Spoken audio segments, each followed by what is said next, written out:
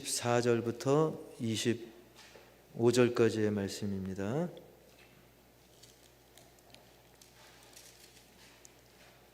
제가 한 절, 여러분 한 절, 마지막 절 다 같이. 그때 12 중에 하나인 가룟 유다라 하는 자가 대제사장들에게 가서 말하되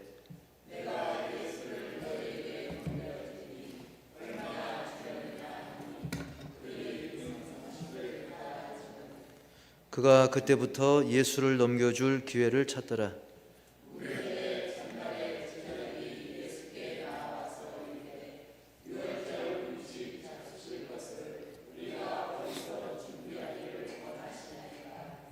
이르시되 성한 아무에게 가서 이르되 선생님 말씀이 내 때가 가까이 왔으니 내 제자들과 함께 유월절을 내 집에서 지키겠다 하시더라 하라 하시니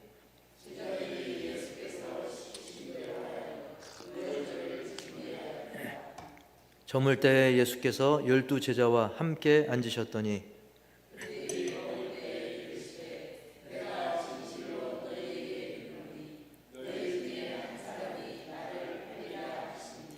그들이 몹시 근심하여 각각 여짜오되 주여 나는 아니지요?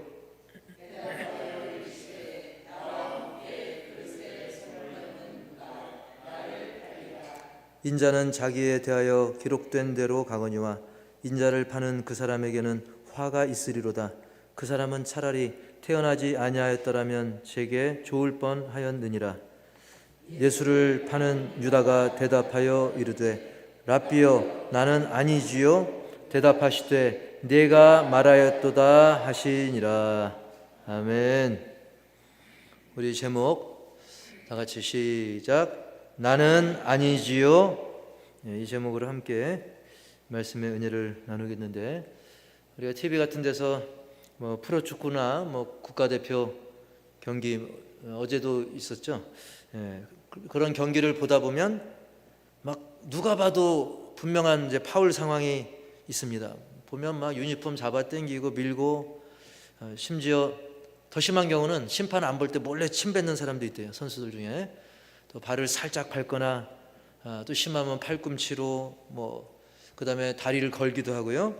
그러다 보면 심판이 이제 휘슬을 불고 카드, 무슨 카드를 주로 꺼내죠? 옐로우 카드, 노란 카드 딱 들면 그래도 좀 양심이 있어서 잘못을 인정하면서 고개를 숙이고 미안하다라고 하면서 넘어진 선수, 자기 때문에 넘어진 선수가 있으면 그래도 같은 동업자 아닙니까? 그래서 같은 선수의 입장에서 미안한 마음으로 이렇게 일으켜주고 손도 내미고 그런 사람도 있는데, 일부 또 눈살을 찌푸리는 사람도 있습니다. 분명한 누가 봐도 파울인데 뭐가 문제냐는 식으로 이렇게 어깨를 이렇게 들면서 두 손을 내미는, 내가 나 잘못 안 했어, 이런 사람도 있다는 거예요. 아주 끝까지 인정 안 하고 아주 그냥 뻔뻔한 사람도 있습니다. 오히려 심판 알아서 하라고 그냥 이러는 사람, 심판한테 엄지척한 사람 있죠. 조롱하는 의미로. 그런 모습이 있는데, 그런 모습은 이 예수님의 제자들 중에 어느 한 사람을 또 떠올리게 합니다.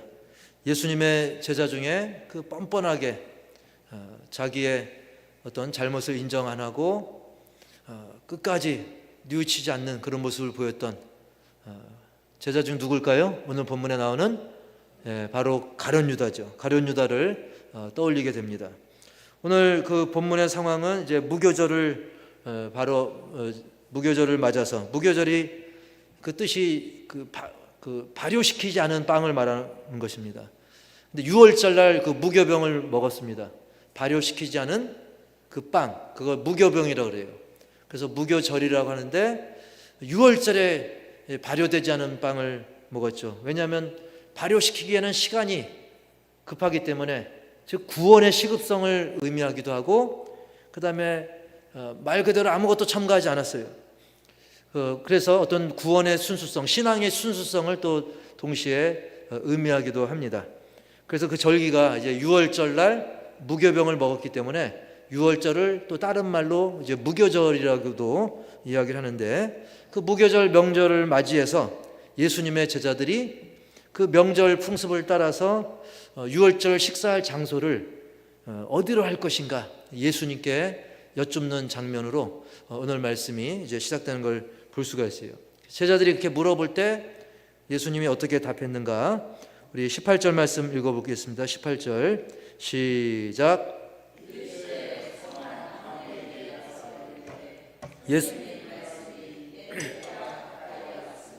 내 제자들과 함께 유월절을 내 집에서 지키겠다 하시더라 하라 하시니. 아멘.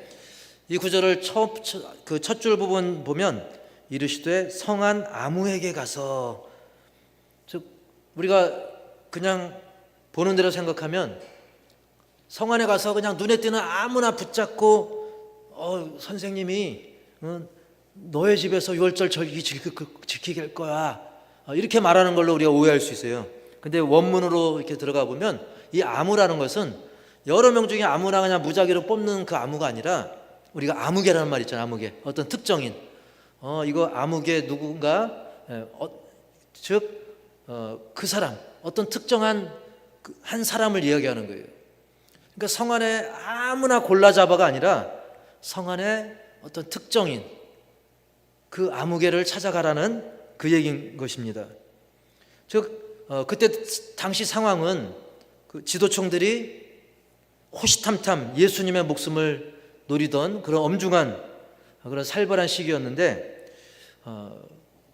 누군가가 예수님께 대접을 하면 그 사람도 그 위험에 처할 수 있거든요. 그래서 예수님은 어떤 특정인을 정해가지고 그 사람을 통해서 접대를 하게끔 이렇게 계획을 하시고 진행을 하신 상황입니다. 그런데 그때 그 아무개가 누군지, 정확히 누구인지는 성경에 구체적으로 밝히지는 않고 있습니다. 하지만 성경의 본문과 배경을 살펴보면 그 사람은 누군지 우리가 그냥 미루어 짐작은 할 수 있는데 모릅니다. 누군지는 정확히. 학자들은 뭐 몇 명 거론을 하기도 해요. 근데 중요한 것은 분명 예수님과 어느 정도의 친분은 있을 것이다. 그리고 예수님께서 계획한 그 누군가가 반드시 정해져 있을 것이다. 바로 그 사람이 그 아무에 속하는 그 아무개인 것이죠.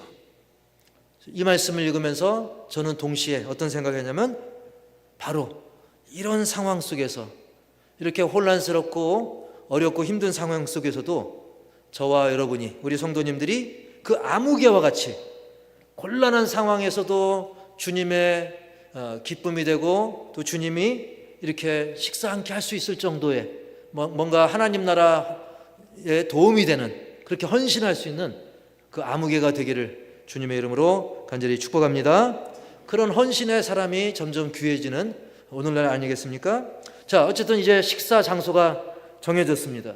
식사 장소가 정해졌고 식사를 하는 중에 예수님께서는 중대 발표를 합니다. 중대 발표. 뭐냐면 너희들 중에, 즉 너희 제자들 중에 한 사람이 예수님을 판다는 거예요. 이 얼마나 이거 황당하면서도 굉장히 심각한 상황이 벌어진 거죠. 만약에 제가 이 자리에서 여기 우리 장로님, 집사님, 권사님, 성도님 중에 한 명이 나에게 사기를 칠 겁니다 라든지, 여기에 사택에 몰래 숨어들어서 뭐 돈을 빼간 사람이 있습니다 라든지 그런 발표를 한다고 생각해 보면 서로 누굴까 막 생각이 복잡해지잖아요. 그러자 이제 제자들이 이런 정말 심각한 예수님의 그 말씀에 대해서 막 제자들이 근심하면서 생각이 복잡해지면서, 주여 나는 아니지요? 그래서 오늘 말씀 제목이 나는 아니지요인데, 오늘 본문에 보면 각각 여짜오되 그랬어요. 제자들이 뭐 하나 둘 셋 나는 아니죠 똑같이 얘기한 게 아니라 각각 예수님 전 아니죠. 한 사람 한 사람마다 다 각각 설마 전 아니겠죠, 난 아니죠 예수님, 각각 이야기를 할 정도로, 우리가 한번 분위기를 한번 상상해 보세요. 이게 굉장히 얼마나 심각하고 염려도 되고 걱정도 되고, 혹시 저 사람인가 저 인간인가 막 얼마나 참 복잡한 상황이었겠습니까? 이렇게 제자들의 상황은 굉장히 뭐라 형용할 수 없는 그런 심각한 분위기에 처해 있었죠. 그때 예수님께서는 그 질문에 대한, 그 답변에 대한 힌트를 하나 주시는데 23절 한번 읽어보겠습니다. 23절 시작. 나와 함께 그릇에 손을 넣는 그가 나를 팔리라. 아멘. 자, 이 힌트는 바로 가룟 유다를 가리키는 말인데, 예수님과 예를 들면 이렇게 상이 있는데 다과상이라고 편하게 얘기합시다. 제가 신방을 갔는데 거기 다과상이 있어요. 뭐 사과 깎아놓은 거, 뭐 이게 또 마가렛이라는 비스켓도 있고 뭐 여러 가지가 있는데, 그 같은 그릇에 손을 넣을 정도면 그래도 거리가 멀면 안 되겠죠. 즉 예수님과 동시에 그 손을 넣을 정도로 위치상 가깝기도 하고 그만큼 더 친근할 가능성도 있는 사람일 거라는 거죠. 이것은 뭘 의미하냐면, 아무리 가까운 사람이라 할지라도 저 사람은 예수님과 친한 것 같아, 믿음 좋은 것 같아, 그런 사람이라 할지라도 사단의 꾀임에 넘어가면 예수님의 배신자가 될 수도 있다는 사실입니다. 어쨌든 예수님이 그런 이야기를 했을 때 제자들은 과연 그게 누구지? 그랬다 할지라도 당사자는 분명히 알았을 것입니다. 당사자는 분명히, 즉 가룟 유다는 나를 얘기하는 건가? 뜨끔했을 것입니다. 자, 오늘날도 이 시대를 살펴봐도 하나님 나라 확장에 방해가 되는 사람이 누굴까라고 생각해 보면, 물론 예수 안 믿는 사람들이 막 핍박을 하죠. 전도자를 핍박하고 회방합니다. 그런데 그렇게 핍박받고 회방할수록 오히려 더 막 인내하고 연단되고 더 기도하게 되고, 그래서 거꾸로 더 믿음이 단단해질 수도 있어요. 그런데 더 큰 적은 어디에 있냐면, 사실 내부에 사람이 더 큰 영향력을 끼칠 수가 있어요. 세상에서 그러는 거야 뭐 안 믿는 사람이니까 그럴 수 있지, 물론 그래서는 안 되겠지만 불신 세력들은 우리를 공격할 수 있고 여러 가지 말로 또 거짓 소문으로 그렇게 할 수 있겠죠. 그것이 잘하는 건 아니지만, 하지만 이 내부에서 그러면 우리가 그렇잖아요. 남들이 그렇게 하는 거하고 내 남편이, 내 아내가, 내 자녀가, 내 부모가 그렇게 하는 거하고 내 가족이 그럴 때 더 서운하지 않습니까? 마찬가지로 공동체 내부에 어떤 배신, 어떤 회방, 이것은 기존의 성도들로 하여금 의욕을 막 상실하게 합니다. 이럴 걸 내가 왜 이 교회에 있나? 라든지, 그래서 전도의 문, 또 선교의 문을 좀 가로막는 그런 일을 부지중에 본인도 모르는 사이에 그런 일을 할 수도 있다는 것이죠. 하지만 우리 호산나, 우리 성도 공동체 믿음의 가족들은 다른 이들로 하여금 의욕을 꺾기는커녕 빛과 소금이 되고 또 복의 통로가 되고 동기유발, 믿음의 의욕을 불어넣는 그런 우리 호산나 가족들이 되기를 주님의 이름으로 축복합니다. 자, 이제 이어지는 예수님 말씀은 이것입니다. 얘들아, 나는 비록 팔리우게 된다. 그러나 이것은 그냥 인간의 계획이 아니라 하나님의 그 약속의 말씀에 의해서, 그 언약의 말씀에 의해서 나는 팔릴 수밖에 없다, 팔리게 되어 있다. 하지만 나를 팔아먹는 그 사람은 그 죄 때문에 자신의 욕심과 또 시기와 질투와 욕망과 그런 죄악으로 인해서 그는 화가 있을 것이다. 차라리 그 사람은 태어나지 않는 게 그 사람에겐 좋을 뻔했다. 즉 그 사람을 저주하기 위해서 한 것이 아니라, 즉 회개하지 않고 끝까지 죄를 저지르고 헤매는 그 사람에 대해서, 가룟 유다를 비롯해서 또 나중에라도 그런 안타까운 죄악에 빠지는 그런 심령들에 대한 안타까움, 거기에 대해서 강력하게 또 경고하고 또 한편으로는 안타까움을 표현하시는 그런 말씀인 것이죠.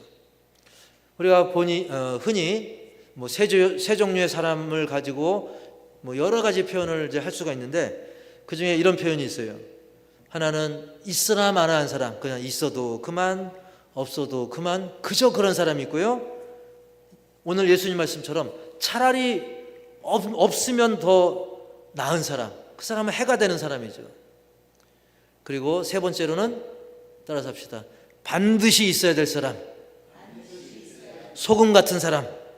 예, 우리는 그런 사람이 되길 바랍니다. 그런데 가룟 유다는 어떤 사람이었습니까? 예수님 말씀처럼 차라리 없는 게 나을 사람의 그 모습을 보여주고 있죠. 실제로 가룟 유다는 나중에 예수님을 은 몇에 팔게 되죠? 예, 은 30에 팔게 되죠. 저는 그 은 30이 굉장히 큰 액수인 줄 알았더니 거기에 또 어떤 의미가 있습니다. 은 30을 현재 돈으로 환산하면 뭐 여러 가지 가치에 따라 좀 다르지만 약 40만 원에서 50만 원이에요. 그럼 생각보다 예수님의 몸값이 그거밖에 안 되나? 생각보다 또 작기도 하죠. 그러나 한편으로는 또 그때 당시 어떤 사회 분위기나 그런 걸 봐서는 그렇다고 또 적기만 한 것도 아닙니다. 근데 알고 보니까 왜 은 30인가, 왜 한 4, 50만 원 정도인가 했더니 당시 노예 한 사람 값이 은 30이었다는 거예요. 즉 예수님을 뭐 취급하는 거예요? 노예 취급을 하는 거예요. 형, 네가 유대인의 왕이라고? 네가 선지자라고? 네가 메시아라고? 이봐, 예수 너 착각하고 있는 거야. 너는 그냥 노예에 불과해. 심지어 험악하게 얘기하면 노예는 한 사람 두 사람 세지 않고 심지어 심하게 얘기하면 어떻게 셀 수도 있어요? 한 마리 두 마리 그렇게 아주 비하해서 그러면 안 되는데 그렇게 하기도 한다는 거예요. 그 정도로 예수님을 아주 예수님의 명예를 추락시키는 그런 액수이기도 한 것입니다. 이렇게 가룟 유다는 예수님을 은 30에 팔아먹는, 차라리 뭐 몇천만 원에 팔든지 그것도 아닙니다. 그런 아주 치욕스러운 그 금액에 예수님을 팔아넘긴, 그래서 나지 않았더라면 차라리 좋았다라고 할 정도의 그런 엄청난 죄인이었던 것이죠. 그런데 이것도 이 은 30도 그냥 괜히 나온 게 아닙니다. 스가랴서 11장 12절에 보니까 시작, 내가 그들에게 이르되 너희가 좋게 여기거든 내 품삯을 내게 주고 그렇지 아니하거든 그만두라. 그들이 곧 은 30개를 달아서 내 품삯을 삼은지라. 아멘. 스가랴에서도 이제 메시아에 대한 예언이 있는데 바로 이 예언의 성취이기도 한 거예요. 그러니까 성경에 나오는 숫자라든지 그런 게 그냥 괜히 우연이 아니라 거기에는 분명한 의미가 있고, 은 30 역시 하나님의 계획 속에 또 예정된 금액이기도 하다는 것이죠. 자, 어쨌든 우리가 그 자리를 다시 한번 상상해 봅시다. 그 예수님께서 거기서 만찬을 하면서 너희 중에 한 사람이 날 팔 거다. 제자들은 난 아니지요, 난 아니지요. 그때 예수님께서 그릇에 손을 넣는 사람 얘기도 하고요. 그 사람은 차라리 나지 않았으면 좋았을 거야. 계속 그럴수록 그 당사자는 정말 일말의 양심이라도 있는 사람이라면 이 정도 얘기를 들었으면 어떻게 될까요? 심히 부끄럽고 민망해서 회개했어야 마땅하죠. 물론 다른 제자들이 보고 있으니까 그 자리에서 막 예수님 접니다, 제가 잘못했습니다 하면 좀 더 너무 창피하기도 하고 또 제자들에게 또 두들겨 맞을 수도 있고, 그러면 예수님 잠깐 나오시죠 해가지고라도 어떤 기회를 잡아서라도 회개했어야 마땅합니다. 하지만 유다는 얼굴에 철판을 깐 것처럼 25절에 그렇게 얘기하죠. 랍비요, 선생님이요, 나는 아니지요. 즉 다른 제자들은 실제로 아니니까 나는 아니지요 했지만, 그래서 가룟 유다는 본인 아니겠습니까? 남들이 다 나는 아니지요 하니까 자기도 뭐 세상 발로 끌리지 않으려고, 의심 안 받으려고 그랬을 수도 있겠지만 뻔뻔하게 랍비요, 나는 아니지요? 라고 되묻게 됩니다. 그때 예수님은 뭐라 하냐면 네가 말할도다. 그래, 너 맞아, 그 소리입니다. 물론 다른 제자들은 들리지 않게 말씀했을 거예요. 막 나중에 뭐 계속 음식 먹고 대화 나누고 뭐 어수선할 때가 했을 수도 있고요. 아니면 작게 뭐 귓속말로 했을 수도 있고. 그런데 어쨌든 다른 제자는 들리지 않았을 것으로 그렇게 보고 있습니다. 왜냐하면 다른 제자들이 들었다 하면 어떻게 했겠습니까? 너야? 가룟 유다 너야? 하고 멱살잡이라도 했겠죠. 자, 어쨌든 이렇게 이야기가 진행됐고, 이후에 가룟 유다는 이제 자신의 속셈이 다 이제 들통났잖아요. 예수님께는, 다른 제자는 몰라 할지라도. 그래서 결국 이 가룟 유다는 나중에 슬쩍 자리를, 우리가 그 마태복음 26장을 계속 그 이유를 계속 읽어보면 슬쩍 자리를 빠져나가서 예수님을 넘겨주는 그 일을 착착 진행을 했던 것입니다. 자, 이 상황에 대해서 요한복음에서도 묘사를 하고 있거든요. 요한복음 13장 30절에서 읽어보겠습니다. 시작. 유다가 그 조각을 받고 곧 나가니 밤이 이르라. 아멘. 예. 이렇게 죄 짓는 일에는 아주 그냥 속전속결로 급히 실행하는 모습을 볼 수가 있어요. 실제로 얼마 시간이 지나서 유다는 그 겟세마네 동산에서 정말 안타깝게 기도하시는 그 예수님을 잡으려고 무리들과 함께 왔던 거예요. 그러니까 회개의 기회가 계속 있었어요. 사실은 그 자리에 있었지만 나가서 가는 중간에도 회개할 수 있었고, 하지만 가룟 유다는 그 기회를 날리고 또 날리고 계속 또 죄를 짓는 그런 모습을 보이고 있다는 사실이죠.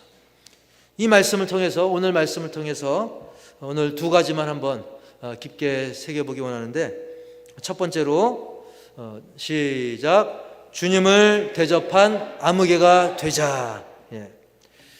사실 그때 상황이 편안한 상황이라 그랬어요? 좀 어려운 상황이라 그랬어요? 좀 어려운 상황이라 했죠. 예를 들면 막 독립군을 우리가 도와준다? 일본 헌병을 피해서 독립군을 도와준다? 아니면 공산당 빨치산을 피해서 국군을 돕는다? 국방군을 도와준다? 미군을 돕는다?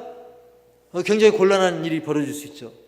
뭐 전세가 막 뒤집어지고, 그래서 오히려 앞잡이 노릇으로 이제 패가망신할 수 있어요. 생명이 위태할 수도 있습니다.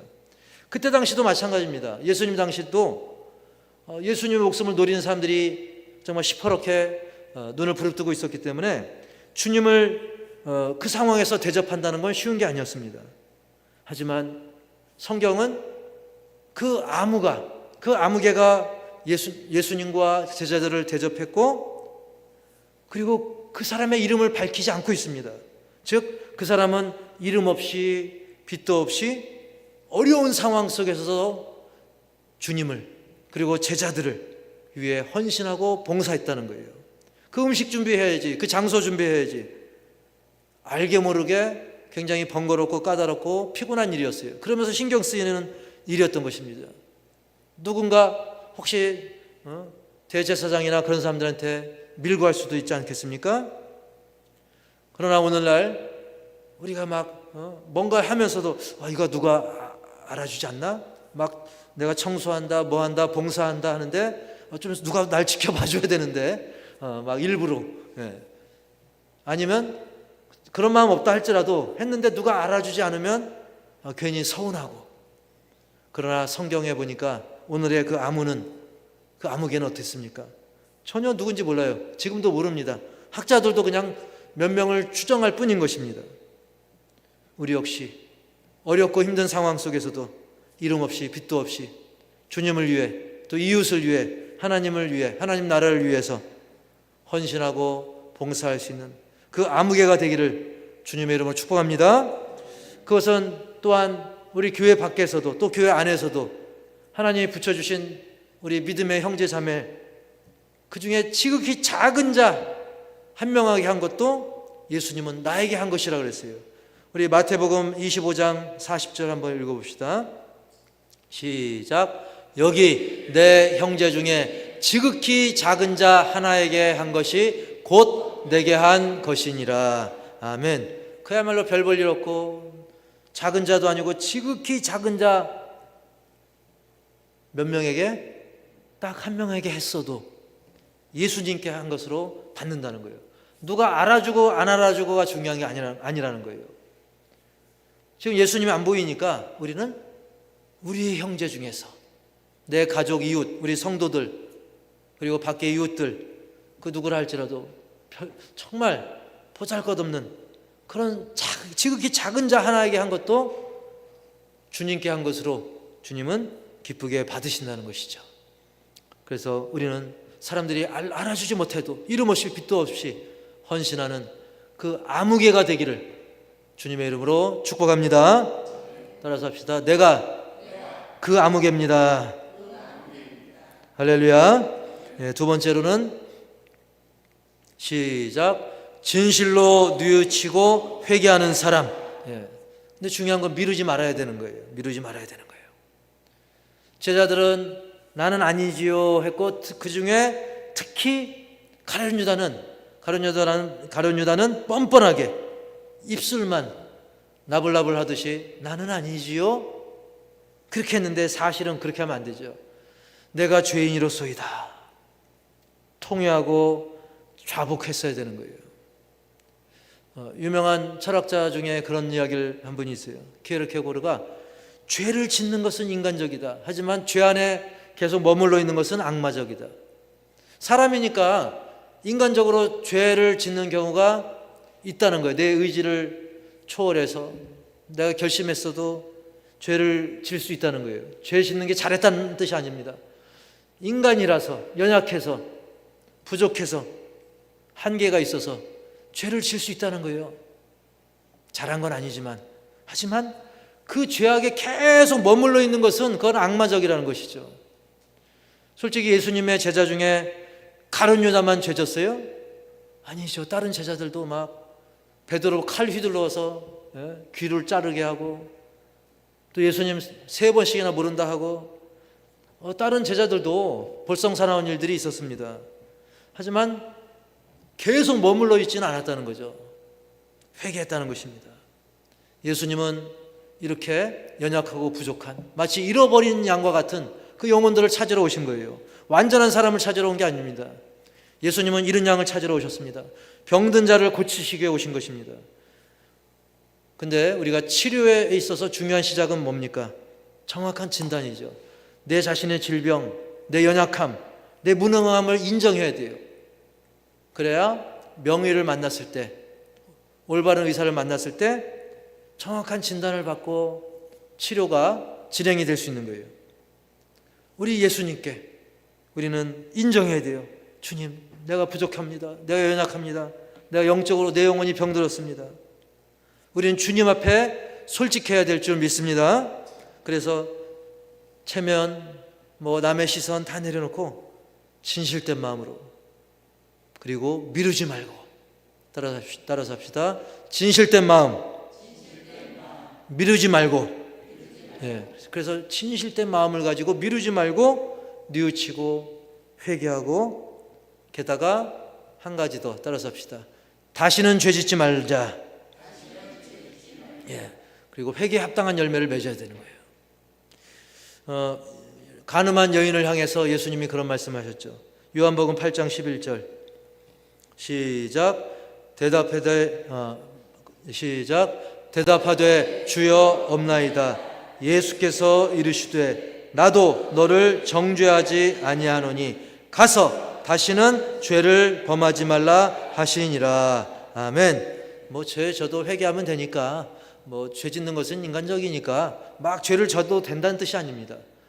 인간이니까 어쩔 수 없이 우리가 죄를 짓는 일이 있다 할지라도 우리는 정말 결단하고 우리 못 박히신 주님을 떠올리면서, 또 날 사랑하셔서 예수님 주신 그 하나님 아버지를 떠올리면서 다시는 죄를 짓지 않겠다는 그 결심과 실천, 결단, 그리고 성령의 도우심을 구하라는 거예요. 그리고 설령 그러다가 죄를 짓는 경우 우리는 아버지, 나는 아니지요?